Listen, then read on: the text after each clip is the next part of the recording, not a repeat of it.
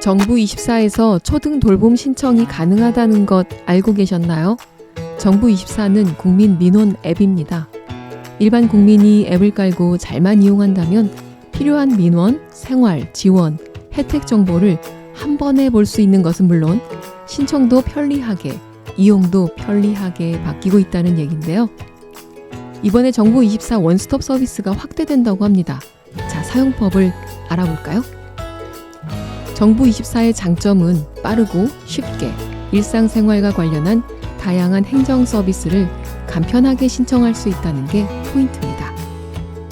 이번 추가되는 신규 서비스는 서민금융지원, 장애인 지원, 내차 관리, 노후 생활 지원, 확대하는 서비스는 행복출산, 원종일 돌봄, 취업 서류입니다. 참고로 이제 동물 등록 변경도, 주민등록 번호 변경도 온라인으로 신청할 수 있다고 하는데요. 그건 다음 시간에 알려드리겠습니다. 그동안 직장 눈치 봐가면서 일부러 휴가 내고 외출 끊고 그것도 아니면 점심시간 밥 빨리 먹고 버스 타고 지하철 타고 자동차 타고 민원 처리 기관을 직접 방문해서 눈물겹게 신청했던 나의 민원. 자, 빨리 사용해볼까요? 오늘은 새롭게 도입되는 초등 돌봄 서비스를 말씀드리겠습니다. 이 서비스는 초등학생이 이용할 수 있는 다양한 돌봄 시설을 정부 24에서 한 번에 조회하고 신청할 수 있는 온종일 돌봄 원스톱 서비스입니다. 주의사항이 있습니다. 동일 시간대 지역 아동센터 또는 청소년 방과 후 아카데미 등 중복 이용은 불가능하다고 적혀 있습니다. 자, 신청 방법 바로 알아보겠습니다. Q&A로 알려드릴게요. 첫 번째, 온종일 돌봄 원스톱 서비스가 무엇인가요? 초등학생이 이용할 수 있는 다양한 돌봄 시설을 정부 24에서 한 번에 조회하고 신청할 수 있는 온종일 돌봄 원스톱 서비스입니다. 전국 돌봄 시설을 온라인으로 조회하고 신청할 수 있고 또 지역과 시설별 신청이 가능하고요. 가능 인원을 실시간 확인해 볼 수 있습니다. 신청과 자격 심사도 간소화했다고 합니다. 두 번째, 그렇다면 원스톱 서비스로 신청 가능한 돌봄 시설에는 어떤 것들이 있나요? 자, 총 6가지입니다. 초등 돌봄 교실, 학교 돌봄터, 다함께 돌봄센터, 지역 아동센터, 청소년 방과 후 아카데미, 지역사회 자체 운영 돌봄 시설. 자, Q&A 세 번째. 원스톱 서비스 검색 신청은 어떻게 하나요? 정부 24를 접속하셔서 원스톱 서비스 온종일 돌봄을 클릭합니다. 클릭하셨나요? 원하는 시설을 검색하고 선택하셔서 개인정보 제공 동의를 누르시고 대상 자녀를 선택합니다. 시설과 서비스를 선택하시고 신청 내역을 확인하시면 끝이죠. 네 번째 Q&A, 신청 결과 어떻게 확인하나요?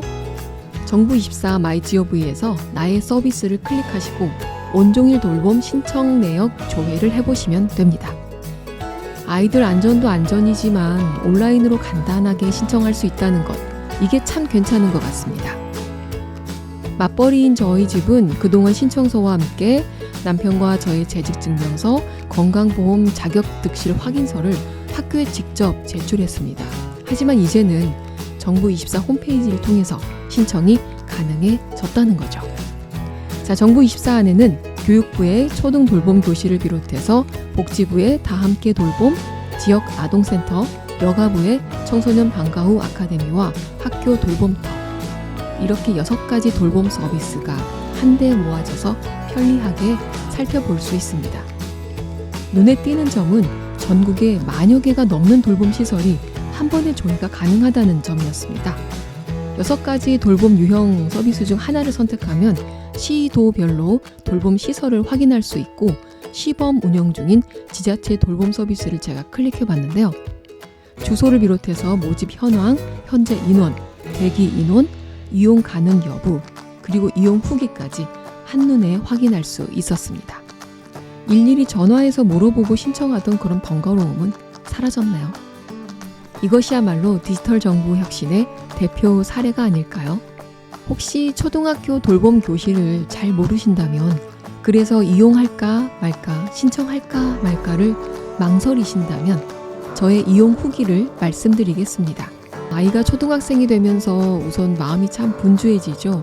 특히 특히 코로나19로 모든 게 또 어수선했던 3년의 세월을 보내면서 초등 돌봄 교실은 맞벌이 부모의 입장에서 사실 걱정도 앞섰던 게 사실입니다.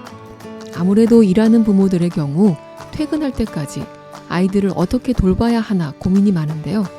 초등 돌봄 교실에 믿고 맡길 수 있어서 그래도 저는 안심이었습니다.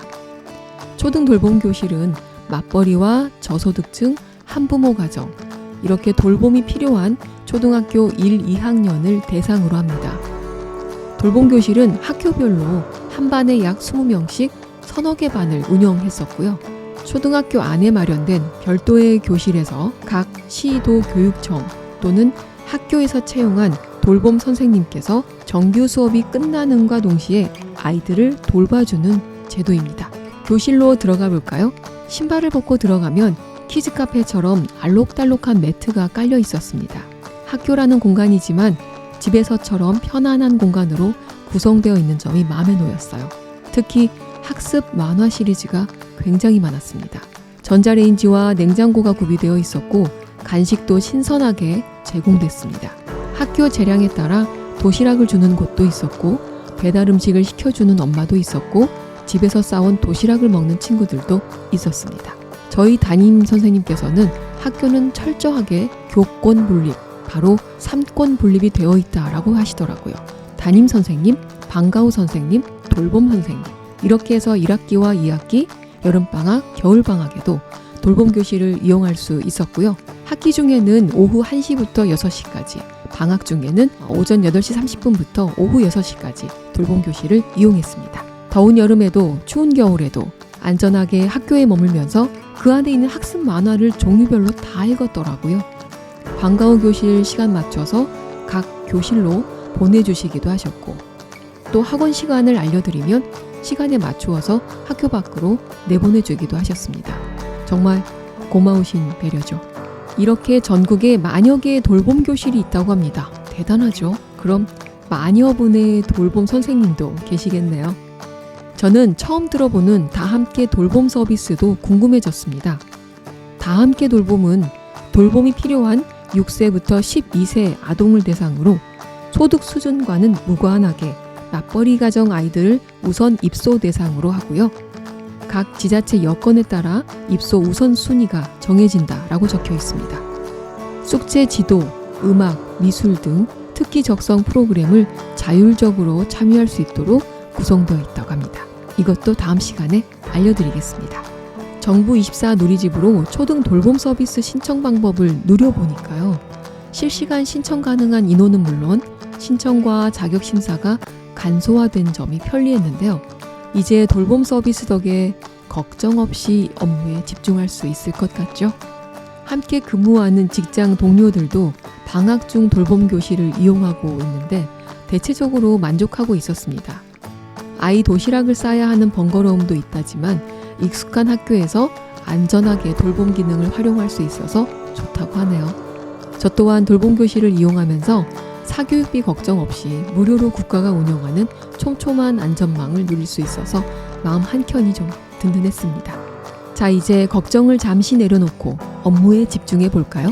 아이들에게는 신나는 방학이지만 일하는 부모에게는 자녀 돌봄에 대한 걱정부터 앞서는 방학이죠. 아이를 부탁할 친척도 없는 난감한 상황에도 걱정 없이 안전하게. 오늘은 정부 24에서 초등 돌봄 교실 이용 방법을 알려드렸습니다. 감사합니다. 또 뵐게요.